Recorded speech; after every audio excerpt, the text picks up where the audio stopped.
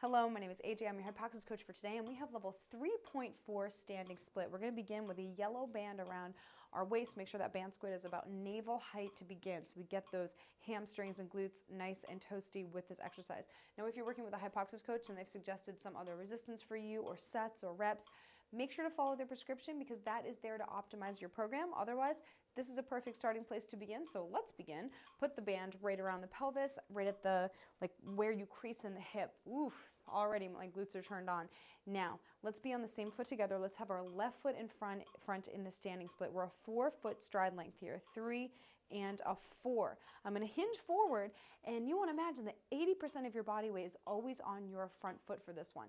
Now, interlace the fingers, non-dominant grip on top first, and pull them apart hard. So if the fingers were slippery, the hands would pull apart just like that. That's going to ignite those lats and shoulder mobility. In fact, you're going to bring the arms as high as they can go, shoulder mobility, without popping the ribs or arching the low back. So total back stability and rib stability right here.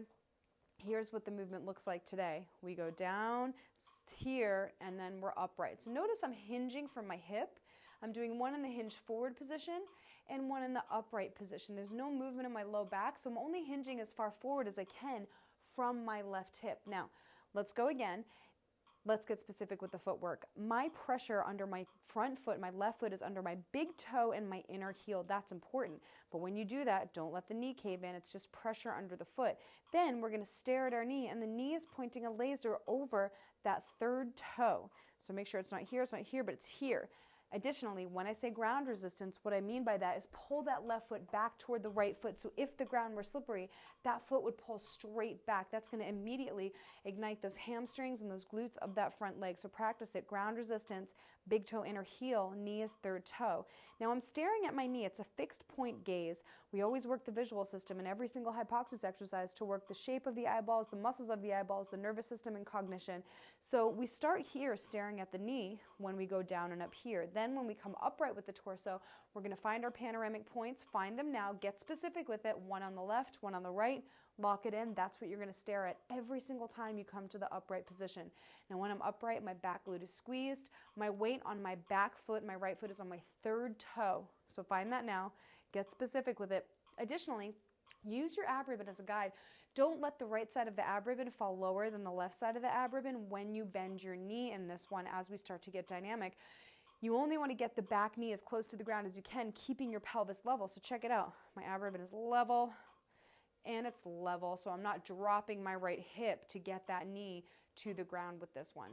I know it's a lot if this is your first time doing the exercise, so I want you to focus on the breathography, breath cycles.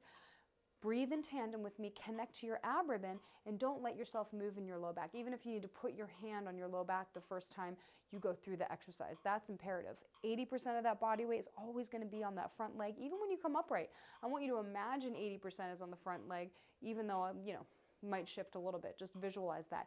Additionally, your head is pressing back in that HYPOXiX head stance the whole time, as if you're pressing the head back into a pair of hands and using those hands to lift the head up off of the shoulders, creating height in the spine with this exercise the whole time. Now, we have 3 breath cycles.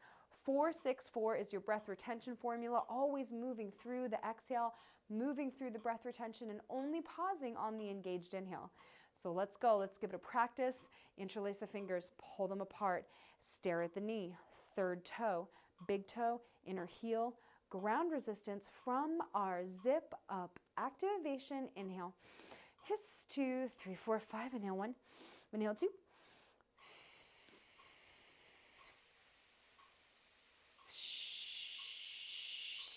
Loosen your ribbon. You're holding 4, 3, 2, panorama 1, and inhale, inhale, blow, stare at the knee, ground resistance, hold the breath for 6, 5, 4, 3, 2, and a 1, pause, inhale, inhale,